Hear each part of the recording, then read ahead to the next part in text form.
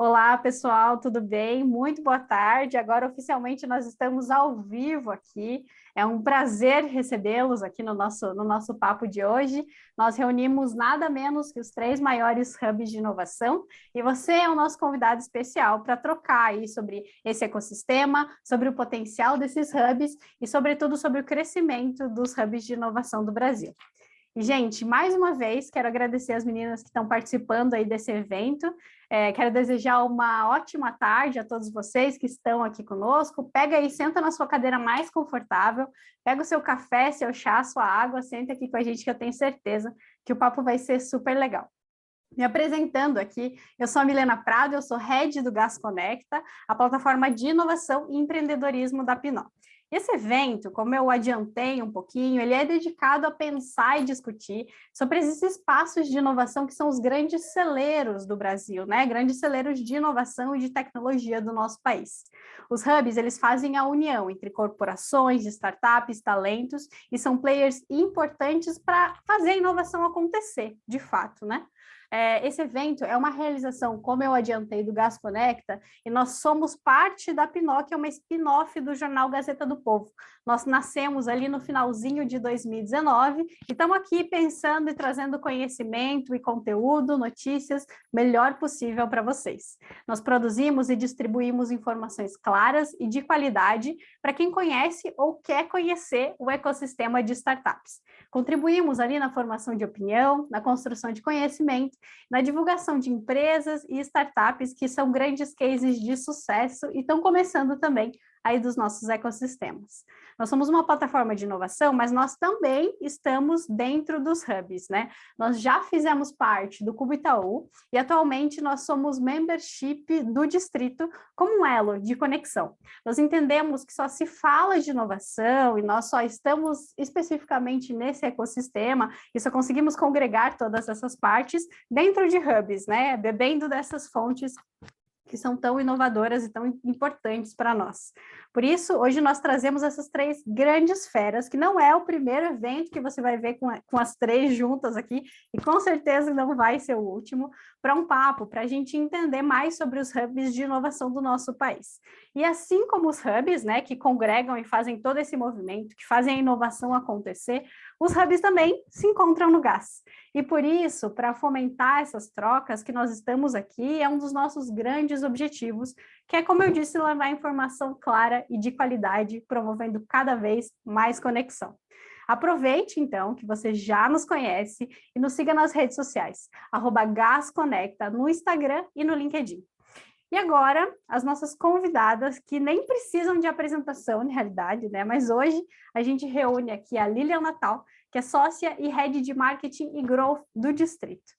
O Distrito tem sedes em São Paulo e Curitiba e hoje monitora mais de 3,5 mil startups na América Latina e reúne 600 startups residentes e mais 65 corporações. Lilian, muito boa tarde, prazer recebê-la. Boa tarde, é um prazer estar aqui, Nena, obrigada pelo convite. Na verdade, esses números aí já estão desatualizados, a gente já está com quase 1.000 startups, mais de 70 grandes corporações e a gente mapeia 35 mil startups na América Latina. Então, tá crescendo bem rápido aqui, mas, enfim, é um prazer estar aqui com as duas Renatas, né, como você falou, não é a primeira vez, e é uma grande honra estar ao lado delas aí, são grandes mulheres que eu também admiro aqui do ecossistema. Muito legal, muito legal. E cresce tão rápido de não dá tempo de atualizar nem os números, mas é muito legal, que é um crescimento justamente super exponencial desse ecossistema. E a gente também está aqui com a Renata Zanuto, que é co-head do Cubo Itaú, que tem sede em São Paulo, com startups que somam mais de 1 bilhão entre aportes e aquisições. Rê, obrigada aí por compartilhar o seu conhecimento conosco. Obrigada, é um prazer estar aqui, ótimo também estar aqui com as meninas, que como você falou, não é a primeira e não vai ser a última vez que a gente está no bate-papo, vai ser ótimo, tenho certeza. Muito obrigada, Rê. E também outra Renata aqui, como eu disse, Renata Petrovic, que é head do Inovabra Habitat. O Inovabra hoje, Habitat, ele tem mais de 200 startups, 79 grandes empresas residentes, 7 centros parceiros e mais de 2.000 startups junto à sua plataforma digital. Renata, boa tarde. Obrigada por estar aqui conosco hoje. Boa tarde, Milena. Boa tarde a todos. Lilian, Renata, prazer imenso estar aqui em boa companhia. Também vou fazer uma pequena atualização. Hoje, no Inova Habitat, a gente tem 220 startups que a gente chama de habitantes residentes. E aí, com a parceria com os hubs de inovação pelo Brasil, a gente acaba tendo um ecossistema de praticamente 10 mil startups de acesso que a gente tem aí no networking. Então, também é um ecossistema que cresceu muito aí, pelo menos no último ano, em termos de conexões, tá bom? Muito sucesso mesmo. Eu queria dar o start aqui já para o nosso papo, iniciando com uma pergunta para vocês três, meninas.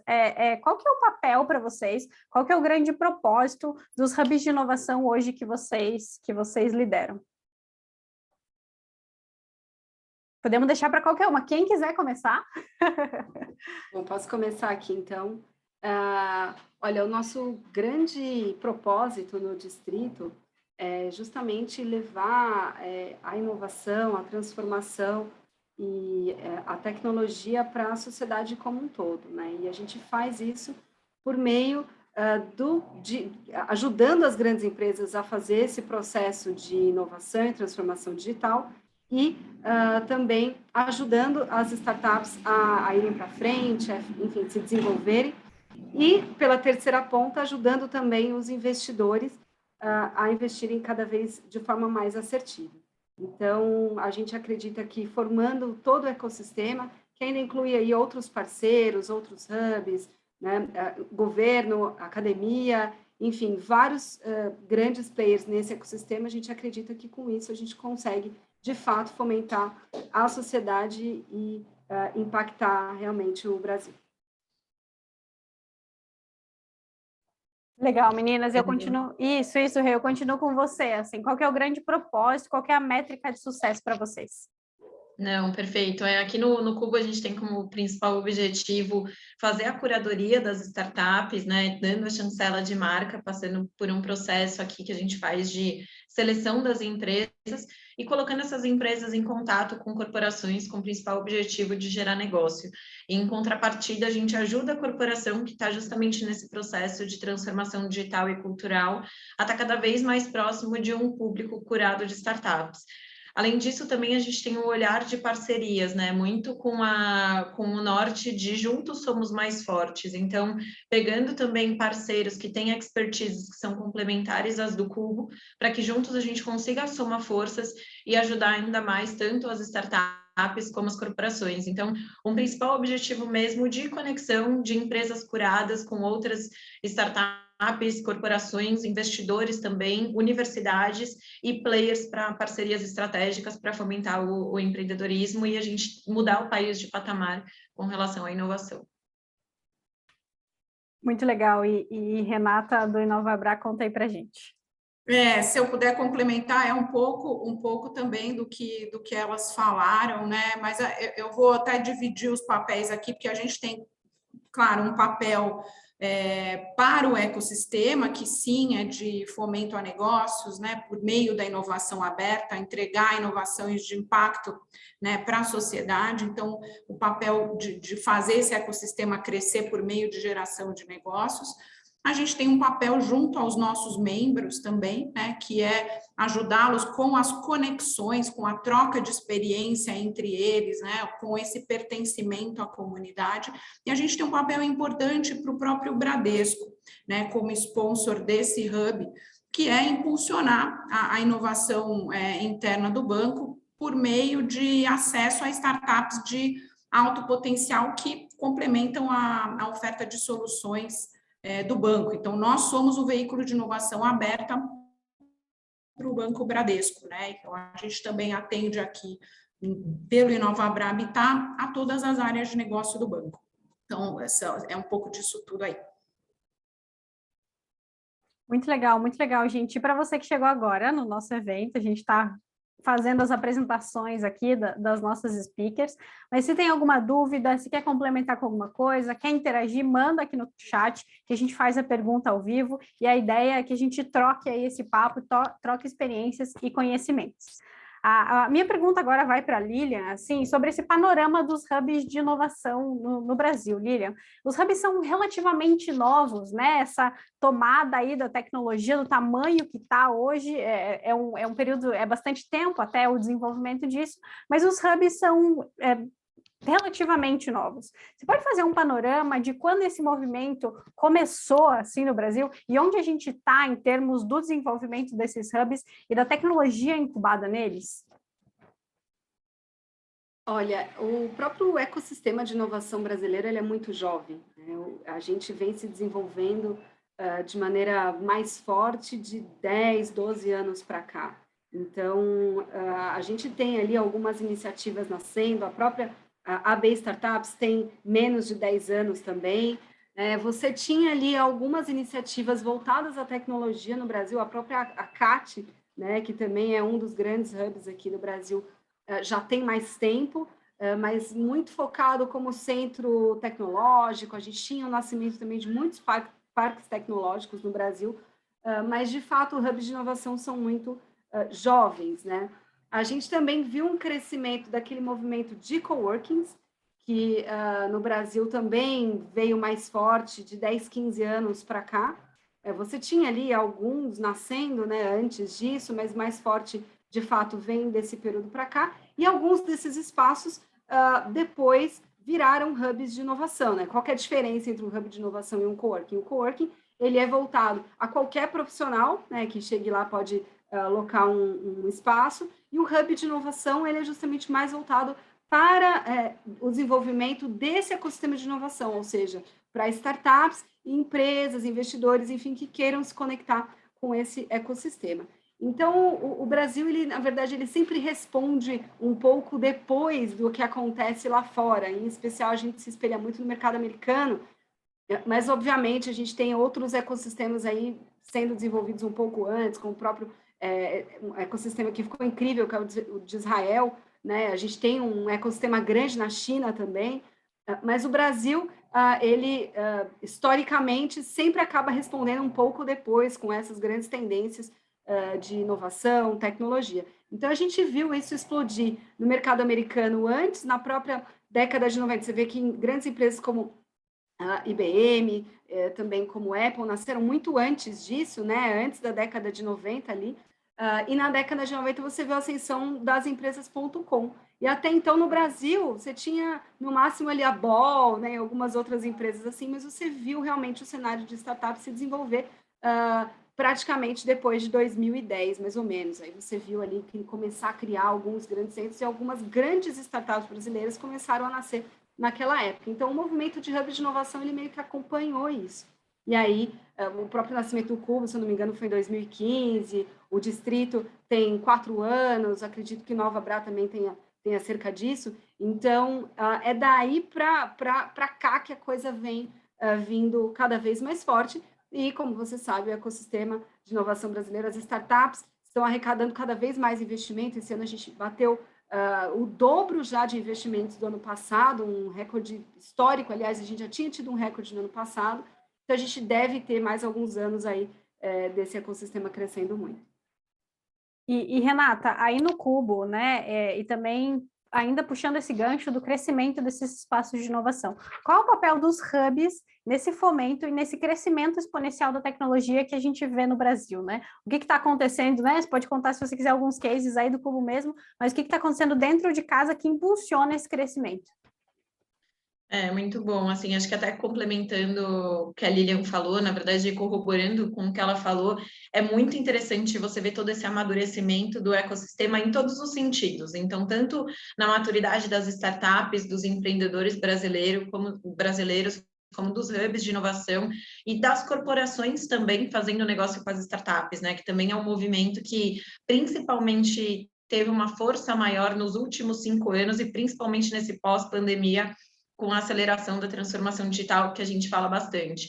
E também muito dos investimentos, que reflexo é o que a Lilian falou, a gente já teve mais do dobro dos investimentos. E os hubs de inovação, eles têm o papel principal de fazer todas essas conexões e conectar todas essas pontas do ecossistema, gerando ainda mais amadurecimento, né? Então, Por exemplo, no caso do Cubo, a gente ajuda muito o empreendedor a como se conectar e com qual corporação se conectar no lado das grandes empresas, e do outro lado a gente ajuda muito a grande empresa a como se relacionar com a startup. Quais são os principais desafios, o que cada uma das pontas precisa mudar de mentalidade ou precisa ter atenção. Então, por um lado, é importante a gente também fazer esse processo de curadoria, dando essa chancela de marca, selecionando as principais startups, e por outro lado, conectando todas as pontas para que juntas a gente consiga fomentar tanto em termos de geração de negócio para as corporações, como de investimento, de também conectar essas startups com os empreendedores, com os investidores, como também de universidades para aquisição de talentos, né? Que é uma outra lacuna de mercado que a gente tem no Brasil, que é talentos, e cada vez mais isso a gente vai falar daqui para frente. Então, o principal papel dos hubs de inovação, inclusive do Cubo, é de juntar todas essas pontas para que a gente tenha um ecossistema cada vez mais maduro e esses relacionamentos todos acontecendo para que a gente consiga ter ainda um crescimento maior do que a gente já tem, dando exposição e conectando para a geração de negócio. E, Renata, você tocou num ponto super interessante, né, que a gente não pode deixar de falar, na realidade, infelizmente, mas da transformação digital que a pandemia trouxe. E eu queria te puxar aí, Renata Petrovic, para a gente trocar, né, a gente vai trocando as Renatas, mas eu queria que você explicasse um pouquinho como é que foi essa adaptação justamente da pandemia dentro de casa, porque a gente sabe que os hubs são espaços que promovem, né, esse networking, essa conexão, e essa conexão até um ano e meio atrás, acontecia fisicamente, presencialmente, no cafezinho, lá fora, enquanto estava, né, passeando, e aí conhecia ali essas empresas, essas startups, e o networking acontecia. Como é que vocês aí no Habitat se adaptaram a esse momento, e dá para fazer um paralelo do Habitat antes da pandemia e do Habitat depois da pandemia? O Habitat depois da pandemia a gente ainda está vendo o que vai ser, mas eu vou falar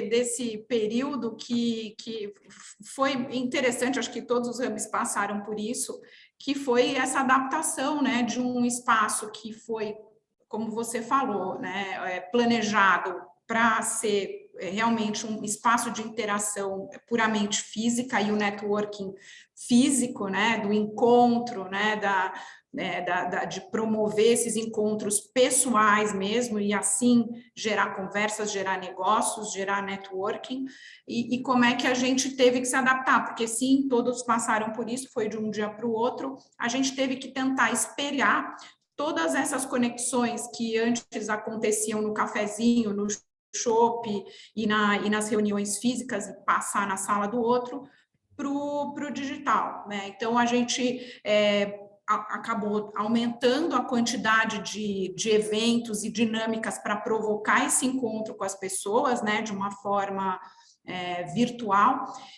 Então, acrescentamos aí na nossa grade, né, e muitos eventos e muitas dinâmicas, passamos tudo que a gente fazia de conexões, tentamos reproduzir isso no online, e a nossa preocupação realmente era manter as conexões vivas, né, manter as startups fazendo negócios, mantendo esse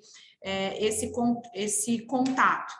Eventos, né, que a gente também promove aqui do ecossistema, as pessoas podem fazer evento gratuitamente aqui, tudo isso teve que, então, ir para uma plataforma puramente digital. E, bom, isso, na verdade, funcionou até melhor do que o que a gente esperava, né? A gente teve...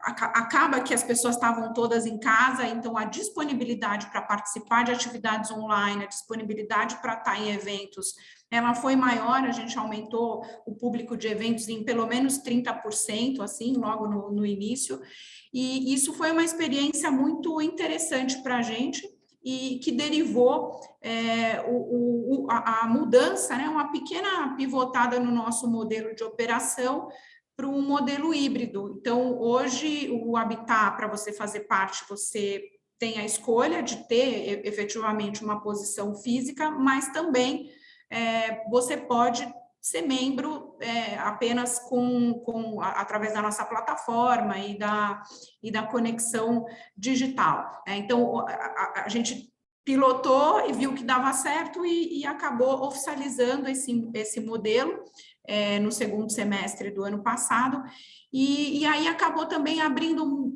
muitas portas, porque a gente acaba que atrai empresas e startups que de fora de São Paulo, que antes não poderiam estar, ou que tinham que se estruturar, ter equipe aqui em São Paulo para fazer parte, e agora podem fazer parte do ecossistema, estando em qualquer lugar do Brasil. Então, isso facilitou para empresas, facilitou para startups, inclusive a gente até atraiu startups internacionais que queriam chegar no Brasil e viram o Habitat com essa possibilidade de fazer um soft landing no país. Algumas começaram online e agora resolveram ter um escritório aqui para começar suas operações no Brasil. Então, acabou abrindo muitas portas.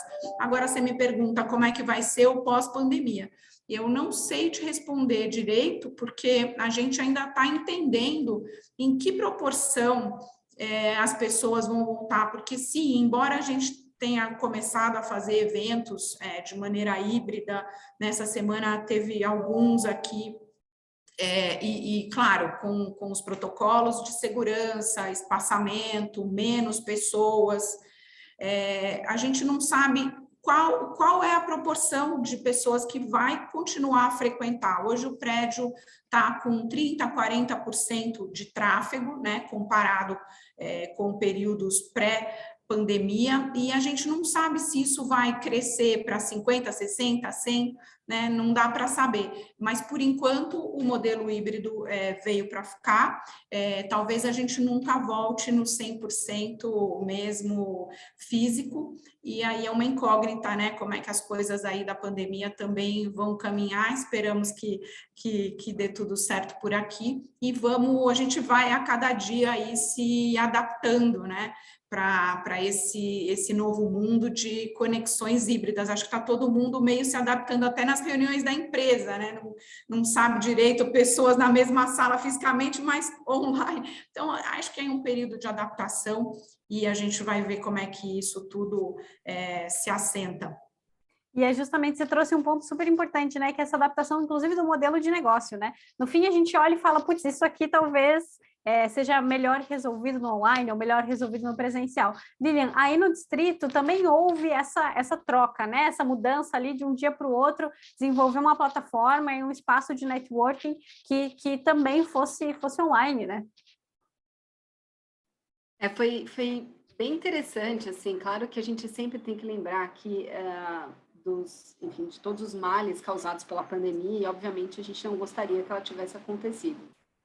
Mas, tendo acontecido para a gente, na verdade, houve impactos bem positivos no sentido justamente da procura das grandes empresas por inovação e transformação digital. Então, houve esse aumento muito grande, né? As empresas que vinham ali com seus processos de inovação fechada, faziam o P&D interno, essas empresas realmente viram a necessidade de inovar e de fazer a transformação digital muito mais rápido do que antes, e por isso nos procuravam, né, procurando a inovação aberta, procurando se plugar com startups, fazer negócios, comprar ou investir em startups.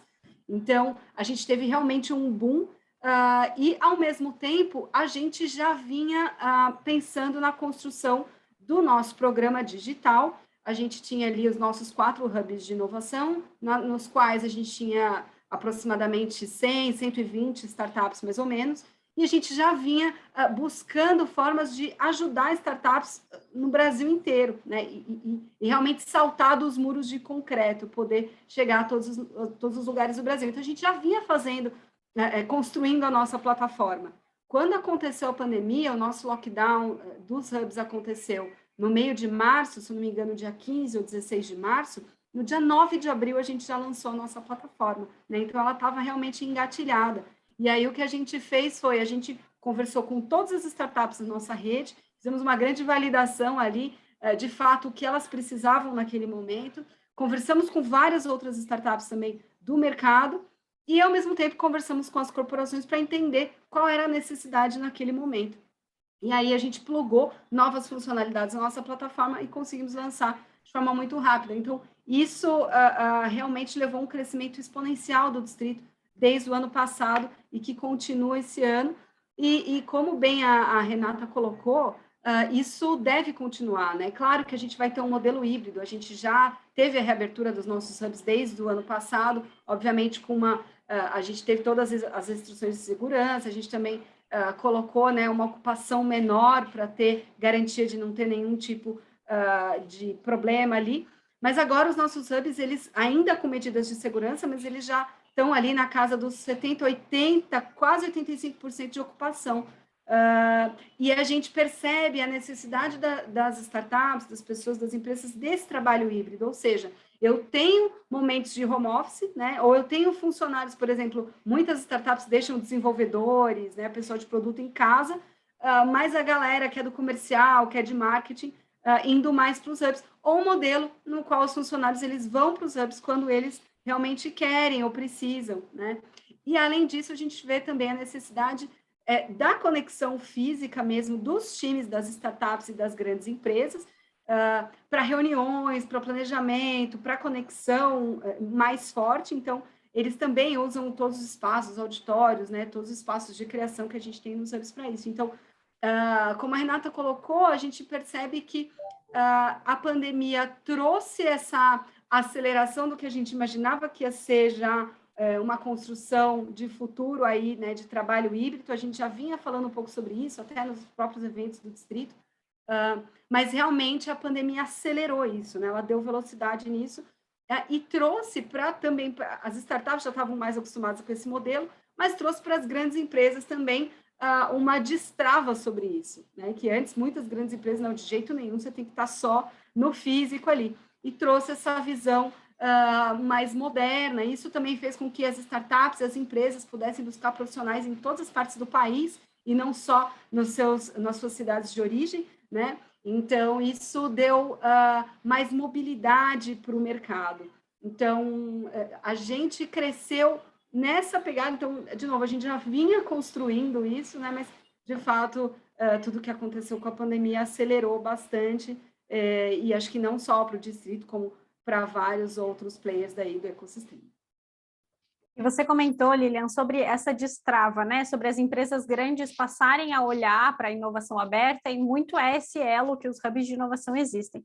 Minha próxima questão é justamente ali para Cubo e Habitat, porque vocês surgiram, né? São hubs de inovação que surgiram de dores de grandes bancos.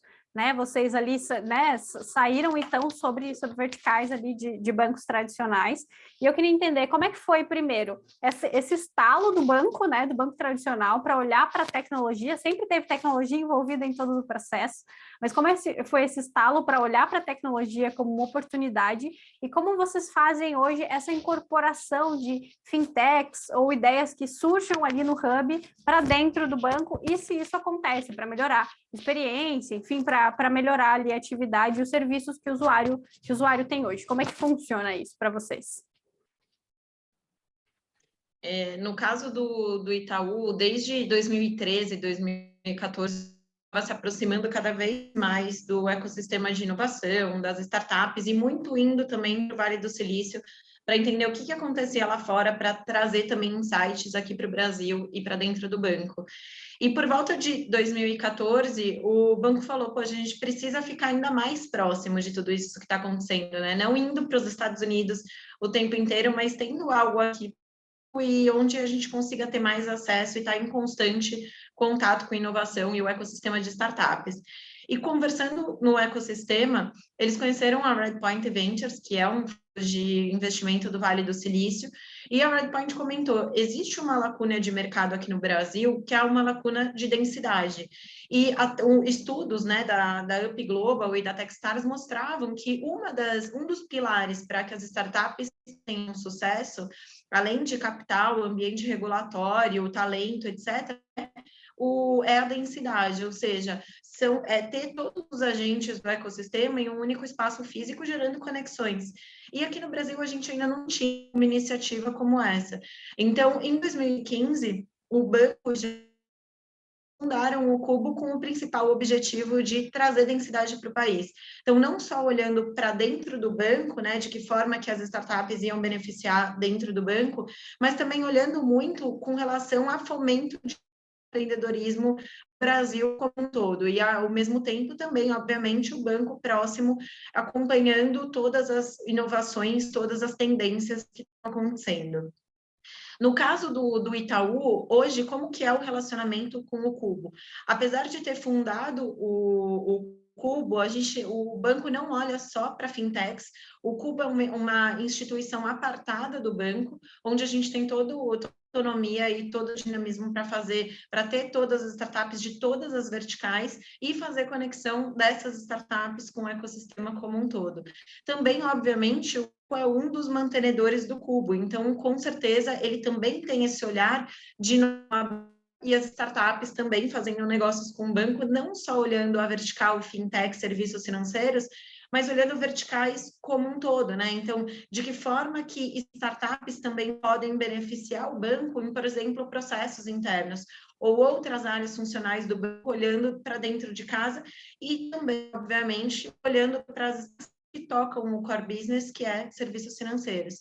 Então, hoje, uma das nossas verticais aqui do Cubo é a vertical de serviços financeiros, e o banco como patrocinador também estando olhando em constante também transformação tanto do setor como também olhando startups de todos os segmentos. Então é um movimento mesmo de constante aproximação e onde o Cubo ele é uma instituição apartada hoje do banco. Legal, Renata, foi mais ou menos o mesmo movimento que aconteceu aí no Habitat também? Eu acho que foi acho que o mercado, né, foi acompanhando essa tendência. No caso do Inovabra, assim, a jornada de inovação no Bradesco foi uma construção de vários veículos de inovação, né? Então a gente começou lá fazendo inovação interna, e aí depois o Bradesco teve o seu primeiro programa de Open Innovation, né? Lançou o Inovabra Startups, onde a gente fazia uma vez por ano uma chamada, né, de startups, e aí a coisa foi aumentando, foi a necessidade de ter inovação colaborativa e ampliar os horizontes foi aumentando, e foi uma jornada até que se decidiu, a gente precisa de uma comunidade, de realmente ter uma comunidade para, como a Renata falou, né, trazer densidade e atrair. Então, a lógica foi, olha, para a gente criar uma comunidade com startups de alto potencial, a gente precisa ter conosco grandes empresas com seus orçamentos de inovação e as suas demandas de inovação, a gente precisa ter investidores, né, capital, e a gente precisa ter, obviamente, a matéria-prima da inovação, que é o empreendedorismo, colocar isso tudo junto, né, fazer essa roda girar, tanto para a sociedade como para o Bradesco. A gente começou as operações aqui em 2018, né? Então, o início foi muito realmente criar, né, e criar essa comunidade, atrair startups de alto potencial, dada essa comunidade de geração de negócios, e com um olhar muito em soluções para aceleração da transformação digital do banco. Né? No caso do banco, a gente também tem aqui startups de cross, né? Todos os setores aqui, com muito foco nas soluções com tecnologias emergentes, né? Que são cross-setor. E, claro, a coisa vai evoluindo, né? E hoje, acho que todas as empresas e os bancos estão caminhando para negócios em plataformas. Então, a gente, claro, tem um olhar hoje de parcerias, né, para ecossistemas, para plataformas que estão sendo montadas. Então, tudo isso vai evoluindo, mas acho que, vamos dizer, a essência permanece, que é essa criação dessa comunidade, que possa crescer e gerar negócios, né, tanto para as empresas membro, mas também como para o sponsor principal, né, que é, no caso, o banco. Uhum. E aproveitando, Renata, que a bola está contigo, faz parte do desenvolvimento desse ecossistema, inclusive o desenvolvimento de empresas unicórnios, né? Eu ouvi dizer ali que a gente tem, inclusive, um anúncio recente, se não está para acontecer, de uma empresa que está aí com vocês. Sim, nossa, é uma startup querida nossa, assim, uma das primeiras que, como eu contei, né, entrou nesse programa quando a gente fazia essas chamadas anuais, é a Semantics, né?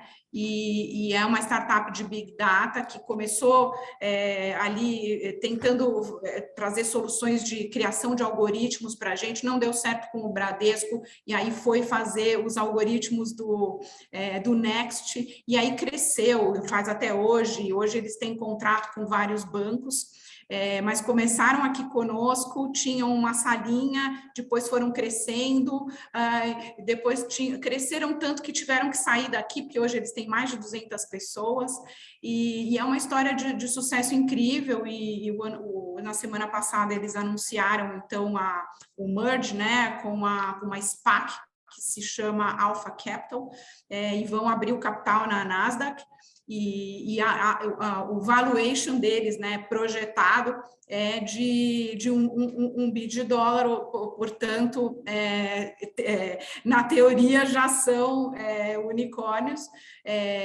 Claro, a gente não tem a missão de criar unicórnios, os unicórnios eles se formam como consequência, né, do nosso trabalho, mas é um super orgulho aqui para a gente ter o nosso primeiro, né? Acho que a primeira história de sucesso de 0 a 100 aí que nasceu aqui conosco, e o Bradesco foi o grande, vamos dizer, eu acho que impulsionador, porque, claro, super competentes, hoje são fornecedores de todos os bancos, de várias empresas e tal, mas acho que teve um impulso nosso importante aí na história de crescimento da Semantics. Muito legal, informação aqui exclusiva, né? Inclusive, é muito legal dar essa notícia. E, gente, para vocês, estou vendo que tem bastante gente chegando agora. Se vocês quiserem fazer perguntas ali pelo chat, chama a gente para conversar, a gente já resolve aqui e responde vocês aqui ao vivo. E também, ali agora falando de Cubo, a gente não pode deixar de falar, enfim, desses unicórnios, dessas grandes empresas que são criadas aí, que são incubadas por vocês. E a gente tem grandes exemplos, né? Como a TakeBlip, no caso do Cubo, Mercado Bitcoin ali, no caso do Distrito. E quais vocês acreditam que são os diferenciais dessas empresas, né? Por que elas se tornam destaques? Vocês têm tanta experiência em unicórnio, eu diria. O que essa empresa tem de diferente que faz ela deslanchar e ganhar o mercado, assim, se vocês quiserem complementar?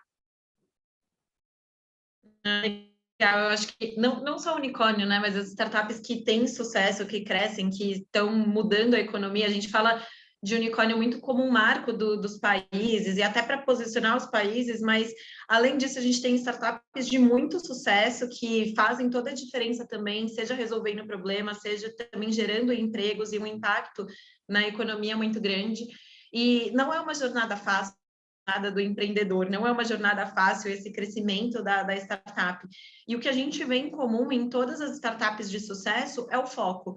Então, aquela empresa que consegue ter um foco pode parecer fácil, né? Você falar, você mantém o foco, mas você manter o foco durante sua jornada, você não desviar no meio do caminho, não virar uma empresa de serviço ou uma consultoria, ou realmente resolver um problema muito bem, é bem desafiador durante toda a trajetória. Então, o que a gente percebe em comum nos empreendedores de sucesso, nas startups de sucesso, eles resolvem realmente um problema, eles têm foco nesse problema, e atrelado a isso, nós, como hub de inovação, e aí falando pelo Cubo, todas também as possibilidades de conexões, de networking que a gente tem, que consegue, assim como a Renata colocou, acelerar e na verdade, gerar ainda mais valor para essas empresas, né? Acelerando esse processo dele, tanto de contato com as empresas para geração de negócio, ou expansão para que eles recebam mais aporte, ou aquele networking que...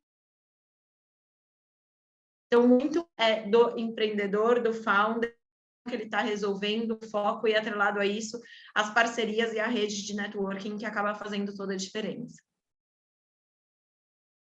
Lilian, o que você acha? É o foco, a cereja do bolo? O que você vê assim de comum nessas empresas de sucesso? Você colocou muito bem, né? Não é só unicórnio, né? Unicórnio é um marco, mas o portfólio de vocês é sensacional, de um monte de empresa que está revolucionando o seu mercado, né? Cada uma na sua vertical.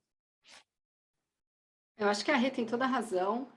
Na verdade, são várias coisas, né, que fazem a startup ter sucesso. Acho que ter um time extremamente focado, acho que o principal, assim, é o empreendedor, né? Acho que é o concurso, assim, inclusive entre os investidores, que o principal, sem dúvida, são os empreendedores. Ter um time extremamente focado, full time, e principalmente diverso, eu digo, com olhares diferentes, skills diferentes, faz muita diferença. Por quê? Porque ainda que eventualmente aquela primeira ideia não se desenvolva, aquela primeira ideia não seja a melhor, se você tem um time de founders muito focado, né, e querendo mesmo que a coisa aconteça, ele vai fazer o que for preciso para que o negócio dê certo, ou seja, inclusive ele vai pivotar quantas vezes precisar para que aquilo vá para frente. Então, acho que a gente parte tudo daí, né? Sem dúvida nenhuma. Depois, é claro, você tem que analisar se a empresa tem um bom modelo de negócios, tem um mercado grande o suficiente, enfim, são várias as coisas que você analisa ali dentro da startup, mas sem dúvida nenhuma, ela estar inserida em uma comunidade, né? Muitas vezes um programa de aceleração e toda uma comunidade, um hub de inovação que o apoie, que dê os contatos de negócios que são tão importantes nesse começo, né? As acelerações são tão importantes, porque, afinal de contas, um founder, ele não sabe tudo sobre o negócio. Muitos founders vêm de carreiras, eventualmente, até corporativas, né? A idade média de um empreendedor de startup no Brasil é de 39 anos, mais ou menos, entre 35 e 39 anos. E essa pessoa vem de uma carreira corporativa na qual ela sabia de um ponto do negócio, e não de todos. Ele tem que aprender a saber tudo sobre o negócio, ele tem que cuidar desde a venda até o jurídico, até o financeiro. Então, você ter um hub de aceleração, você ter, aliás, um hub de inovação, você participar de uma aceleradora, você ter os contatos, o networking de toda uma comunidade, isso faz toda a diferença para que a startup possa, de fato, crescer mais rápido, né? Porque isso vai abreviar o caminho, ela vai errar menos ou errar mais rápido, ela vai compartilhar da experiência de outras pessoas, ela vai ter contato com mentores que vão apresentar para elas clientes, investidores. Então, essa comunidade é tão importante. Lá no Distrito, a gente fala muito disso. A gente tem hoje quase 1.000 startups na nossa comunidade e já virou uma comunidade completamente orgânica, na qual os founders se ajudam muito, né? Uma comunidade de quase 1.000 startups, você está falando de... A gente tem na nossa plataforma, só de startups, quase 5.000 usuários, né? E eles se comunicando e trocando experiências o tempo inteiro, né? E aí vem o nosso programa de Distrito for Startups com aceleração para dar o conhecimento que ele precisa, dar os treinamentos, as mentorias que ele precisa. Então, isso tudo, de fato, leva as startups para frente.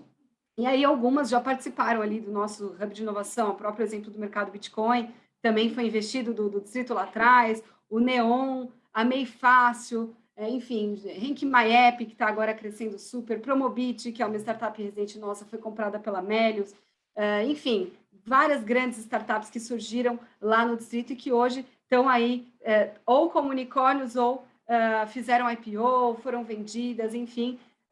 Mas, como a Renata colocou, nem sempre só o IPO e só virar unicórnio é o objetivo, né? Existem várias boas startups que estão nesse meio aí, que estão realmente crescendo demais. A própria Promobit que eu acabei de citar, já tem ali por volta de 40, 50 funcionários, já tem mais de 2 milhões de usuários.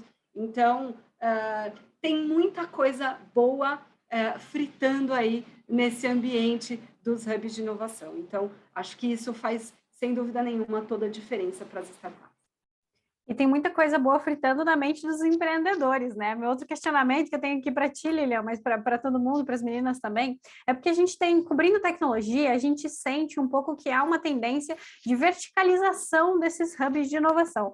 Eu sei que tem empreendedores, inclusive heads de hubs que estão aqui na nossa audiência hoje, e a gente notou, por exemplo, que há uma tendência de construção de hubs verticalizados. Aqui em Curitiba, por exemplo, a gente tem o Hype, que é um hub focado só em varejo. A gente tem a inauguração recente aqui do Hello Space, que é um hub focado só em Lautex, Legaltex e advogados. E Lilian, como é que você vê esse panorama? E se você pudesse dar uma dica também para esse empreendedor que quer ter um hub agora e que está construindo o seu ecossistema de inovação verticalizado aí. Isso é muito legal. Lá no distrito a gente tem os nossos hubs verticalizados, nossos hubs físicos são verticalizados.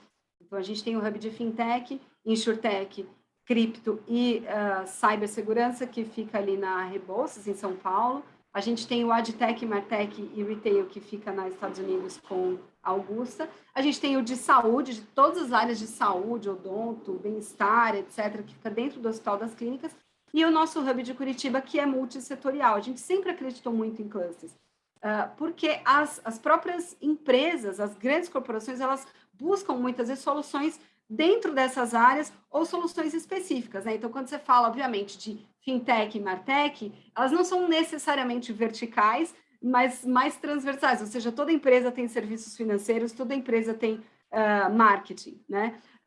Mas quando você vem, por exemplo, soluções de varejo, própria saúde, então muitas empresas e também academia, investidores, eles procuram especificamente por determinados setores, por isso a clusterização, e também porque gera muito mais aprendizado sobre o setor quando você conecta essas partes. Então, a gente acredita muito na clusterização, mas a gente também acredita num outro tipo de categorização, digamos assim, é por isso que a gente mudou recentemente o programa de Seed for Startups, nosso programa digital, que a gente passou a dividir. Então, a gente tem as comunidades por vertical, por setor, mas a gente divide hoje o programa por estágio da startup. A gente ajuda a startup em qualquer estágio. Então, a gente tem ideação, MVP, tração e escala, justamente porque esses empreendedores, dependendo do estágio da startup, eles têm desafios diferentes.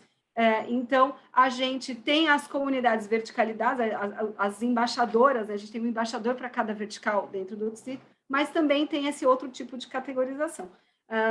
Mas a gente sempre acreditou em clusters justamente porque gera conhecimento, aprendizado e inovação sobre aquele tema, né? E busca diversos players que estão naquele mesmo setor em torno da inovação. Então, a gente acha que é bastante importante e deve continuar o crescimento desses clusters, desses hubs setorizados nos próximos anos.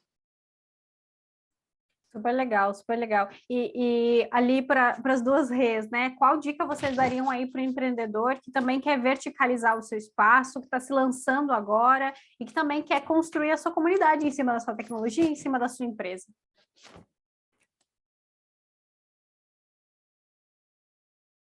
Foi para mim essa? Acho que a Renata Zanotto caiu, mas Rê, se você quiser complementar, por favor.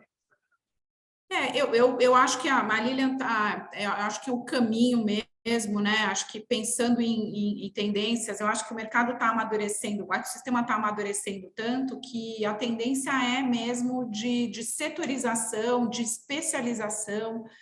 Então, eu acho que isso pode ser um caminho, sim, e eu acho que é um caminho viável até porque acho que a força, né, dos hubs do futuro ou do presente, né, estão na força da sua comunidade mesmo, né? Então, quando você tem uma comunidade forte, né, de pessoas que estão ali pelo mesmo propósito, aí a tendência é se fortalecer, né? E essas a gente vê que o jeito de aproveitar e criar novas tecnologias, as aplicações, ela depende muito dessa colaboração. Então, eu acho que é um caminho viável. Eu acho que os empreendedores, eles são muito rápidos em aproveitar as novas tecnologias e criar aplicações, e a questão setorial facilita na troca, né, nessa colaboração. Então, eu vejo que é um caminho bem viável como tendência aí de futuro de hubs de inovação, sim. Tá? A gente não está necessariamente setorizando aqui, mas é um caminho viável, e não digo que também que a gente não possa vir para seguir esse caminho no futuro, tá? Super legal, super legal. E para vocês, assim, Renata, aproveitando, né? Qual que é o futuro dessa tecnologia made in Brasil? A gente já tem um crescimento gigantesco de, enfim, né, startups crescendo, o mercado de venture capital, que é um dos mais, né, o ano mais disruptivo e o ano que recebeu maiores investimentos. Mas para você, olhando esse panorama onde nós estamos hoje, onde é que é o Brasil, onde é que você acha que o Brasil vai chegar em termos de inovação aí nos próximos anos? Assim, o Brasil vai chegar onde for, assim, eu acho que os empreendedores aqui são um polo que está cada vez mais se consolidando como um dos polos globais, né, de empreendedorismo, né? São Paulo, incrivelmente aí, cada ano que passa nessas listas a gente sobe as posições. Eu acho que aqui claro, existe um delay, né, de tecnologias, então hoje a gente está tentando aplicar o 5G e montando aplicações em 5G, né, isso aí na Europa já começou faz tempo, então existe um delay de tecnologia, por outro lado, existe, né, a capacidade e a criatividade dos empreendedores em aproveitar essas tecnologias e criar rapidamente aplicações para elas, então acho que papel dos hubs também é fazer com que essas tecnologias cheguem e sejam incentivadas, né? Aqui, por exemplo, disponibilizar o 5G, né, antes de que esteja aí disponível para que os empreendedores possam criar suas aplicações em cima dessa nova tecnologia. Agora é o metaverso, sei lá, aqui que a gente vai, você nunca sabe, né? Acho que os empreendedores aqui, eles lidam com novas ferramentas todos os dias, você nunca sabe que conjunto de ferramentas novas você vai poder ter, e por isso que a inovação não para, né? É um caminho aí, é uma jornada que não para nunca, sempre adaptando novas tecnologias, né? Então, acho que a conclusão é, apesar desse delay tecnológico que a gente tem aqui, a gente tem toda a capacidade para chegar lá e a gente está vendo isso acontecer como polo de inovação e também projetando o Brasil, né, como país de inovação. A gente tem ainda um longo caminho para percorrer, mas estamos no caminho certo. E muito sucesso, né? Muito sucesso vindo aí também. E muito capital, né? Eu acho que o capital tem feito a diferença, né? Esse ano, né, todo mundo sabe, os investimentos bateram recordes absolutos, né? Então, eu acho que o investimento, o capital de risco também está financiando, e hoje os grandes fundos internacionais estão com os olhos no Brasil, né, com os olhos na América Latina, financiando essas empreitadas, financiando novas tecnologias, novas soluções. Então, acho que a gente tem tudo aqui para se projetar como o grande ambiente de inovação aí global. E principalmente mentes brilhantes. Perdão, Renata, pode falar.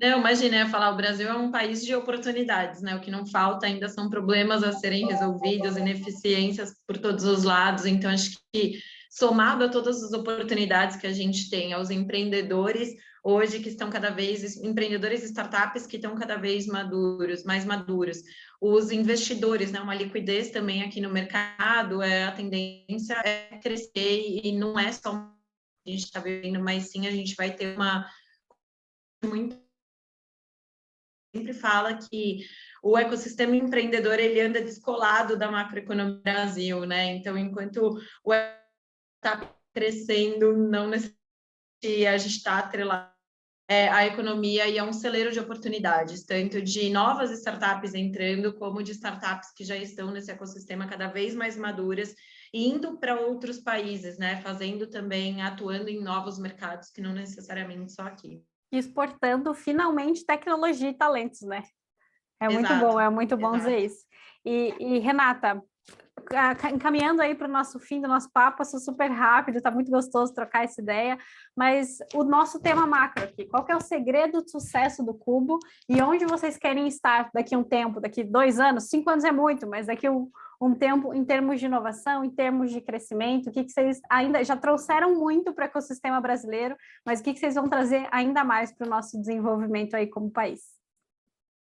Bom, o nosso segredo, acho que são, no final do dia, é o founder, né? São os empreendedores, então é as curadorias, posts para gerar próximos anos é cada vez mais fortalecer também as nossas estratégicas, atuando em novos mercados. Então, o BID, como exemplo aqui desse ano, onde a gente fez uma atuação bem mais forte também em Norte, Nordeste, América Latina e Caribe. Então, fazer parcerias também para a gente ter uma atuação ainda mais forte em novos mercados, somando forças junto com o Cubo para cada vez mais a gente gerar mais valor para o founder, para as corporações e, consequentemente, fomento ao empreendedorismo Brasil e América Latina. Lilian, e aí, conta pra gente, qual que é o segredo do sucesso do Distrito? A gente tem muito foco em promover inovação, alavancar a inovação no Brasil. E para isso, né, a gente realmente fica ali, a gente tem muito foco nas grandes empresas e nas nossas startups, né? A gente acha que realmente o futuro do Brasil está sendo construído aqui, porque a inovação nada mais é do que você, como bem colocou a Renata, resolver problemas, né? E o Brasil está cheio de problema para ser resolvido. A inovação das startups nasce aí, a inovação das empresas nasce aí, focando no que precisa ser resolvido. Então, a gente vai manter isso, né? Vai manter esse ritmo e a gente deve ir em breve também para a América Latina. A gente já tem algumas startups da América Latina, a gente também já faz um mapeamento de todas as startups da América Latina. A gente tem o nosso Data Score, né, que analisa todas as startups, entende ali o nível de maturidade que ela está, entende se ela já recebeu investimento, etc., para que a gente possa passar essas informações para as empresas que querem fazer negócios com as startups, que querem investir, que querem comprar. Então, a gente deve intensificar esse trabalho na América Latina e, obviamente, chegar cada vez mais a mais lugares no Brasil, né? Ajudar todo empreendedor que queira, de fato, ter um negócio digital, que queira lançar a sua própria startup. A gente quer ajudar ele, esteja no Acre, esteja no Amazonas, esteja em Rondônia, Roraima. A gente já tem startups de todos esses estados aqui e a gente quer certamente ampliar essa ajuda que a gente tem para os empreendedores e também conectar cada vez mais com as grandes empresas. Então, esse é o nosso objetivo. A gente tem uma meta de crescimento bastante agressiva para o ano que vem e esperamos conseguir chegar lá. Muito legal. Aí no InovaBrá, Renata, conta pra gente qual que é a porção de sucesso aí, o segredo de sucesso de vocês.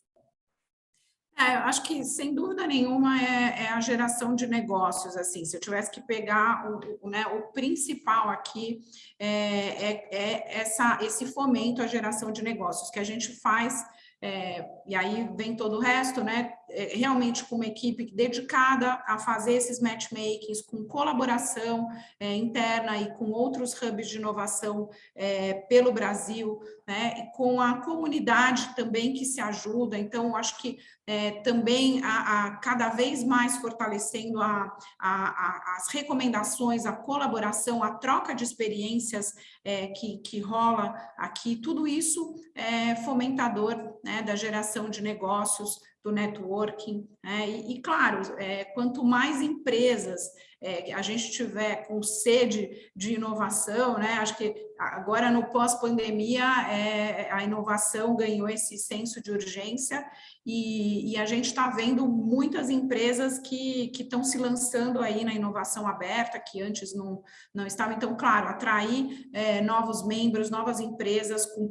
muitos problemas a serem resolvidos e no fim das contas, fomentar negócios. Quanto mais negócios a gente gerar, mais a gente está ajudando, colaborando aí para o ecossistema e para a sociedade. Então, acho que é por aí.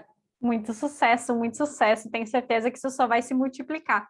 E, gente, a gente tem uma questão aqui do Paulo no nosso chat, que ele fala um pouquinho sobre colocação profissional, né? A pergunta dele é como é que um profissional da área de exportação e importação poderia se integrar a projetos em curso ou incubado e contribuir nesse processo. Eu acredito que ele no sentido de conectar, né, um profissional que não é da área de TI, como ele pode se aproximar desse processo de inovação, conectar ali com profissionais de TI, de desenvolvimento, de desenvolvedores, para aprender mais na sua carreira. E eu acredito que o ponto que ele colocou ali de de trazer também inovação para a sua empresa ou para o local onde ele trabalha. Quem tiver mais, quiser complementar aí.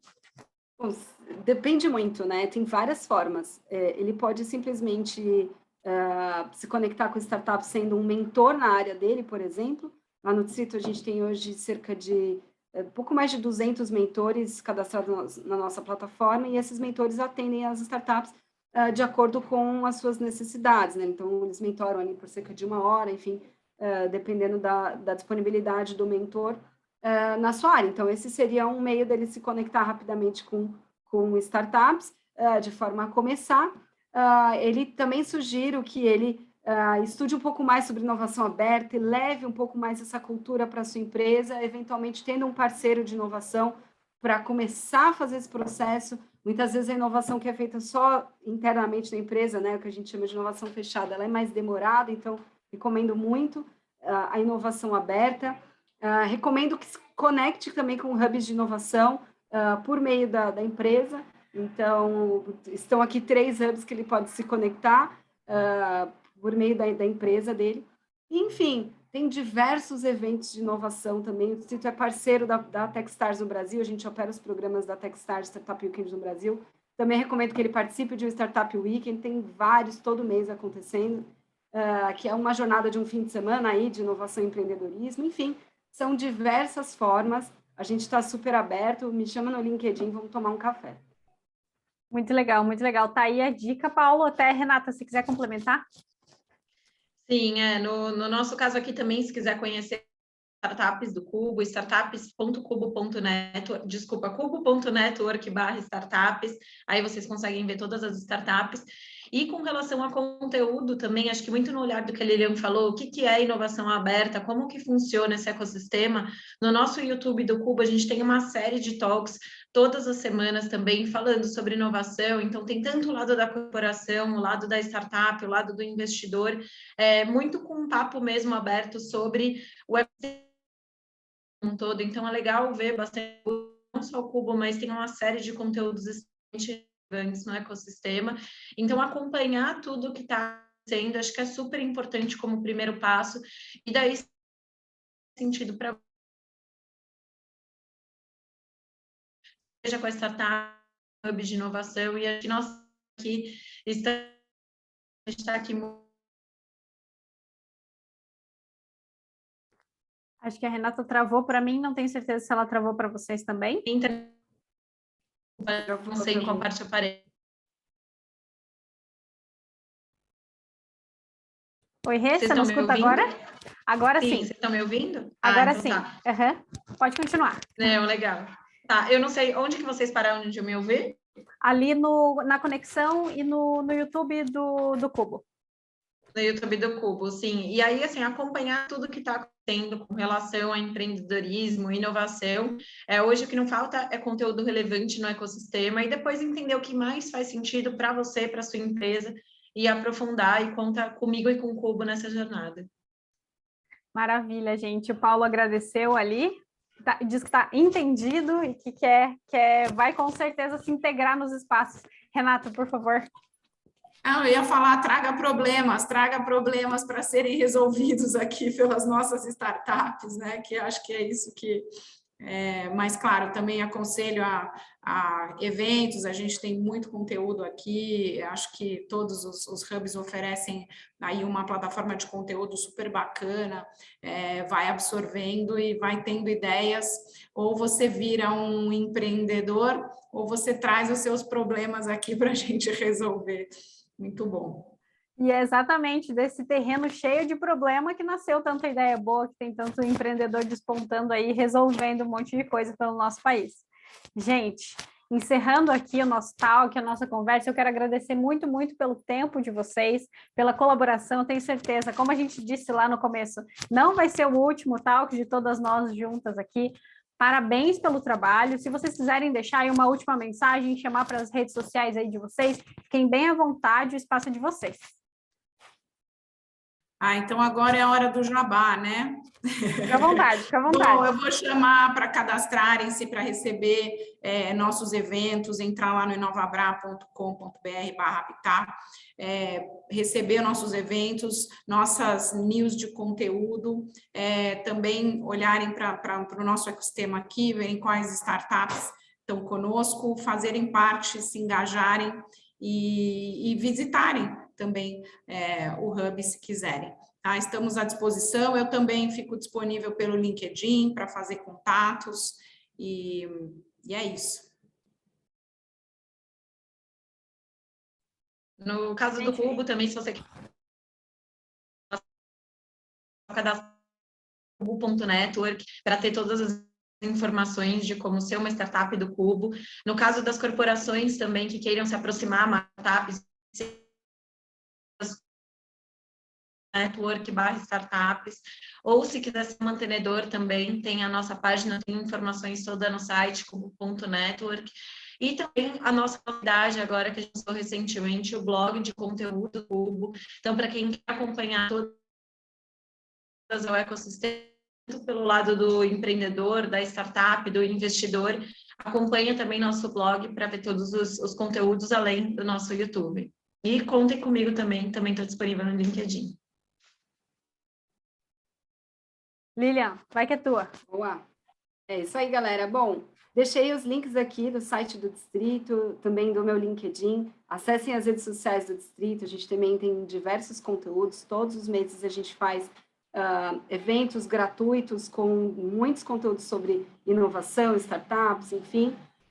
Temos summits todo mês também para falar de alguma vertical ou alguma tecnologia em específico. Então, tá tudo lá no site do Distrito, é só acessar. Lá também, se quiser participar do nosso programa de startups, está lá. Se quiser ser uma empresa que faz inovação aberta junto com o Distrito, está lá também, você pode acessar. Então, os nossos reports, né, a gente tem o maior banco de dados do ecossistema, aí todos os reports gratuitos estão lá no nosso site para serem baixados. Então, muito material para quem quer entrar aí nesse ecossistema e entender um pouco mais sobre inovação. E, claro, mais uma vez, para quem quiser bater um papo, deixa meu LinkedIn aí para a gente se conectar. Valeu! Gente, maravilha, e claro, leiam o Gas Conecta, né? Toda essa ebulição de conhecimento, você lê lá na nossa página www.gasconecta.com.br. Também nos siga nas redes sociais, @gasconecta no Instagram e no LinkedIn. Esse é o nosso primeiro encontro que a gente promove nesse formato, mas eu tenho certeza que é o primeiro de muitos. Eu agradeço muito a sua audiência. Paulo ali mandou uma mensagem de agradecimento também a todas vocês, meninas, por compartilhar esse conhecimento, e que eu tenho certeza que é o sentimento de todo mundo aqui. Muito obrigada. Nós nos vemos logo. Tchau, tchau. Tchau, pessoal. Obrigada. Tchau, valeu. Valeu.